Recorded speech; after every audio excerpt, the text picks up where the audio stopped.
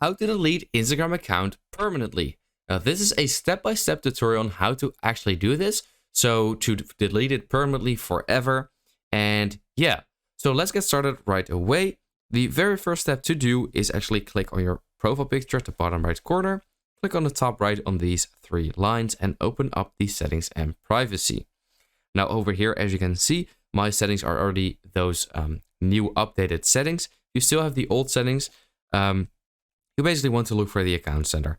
So I believe it is all the way at the bottom in the old settings, but for me it's at the top actually. And once you are here in the Meta Accounts Center, this will also look a little bit different for you if you have the old settings. If not, then simply click on Personal Details and go to Account Ownership and Control. Now in the old settings, you just have to look for this. I'm not exactly sure where it is, but just click on everything and you should be able to find this, or it is immediately on your screen. So click on there, then click on deactivation or deletion, and then select your Instagram account, because I also have a Facebook account connected, but I just want to delete my Instagram account.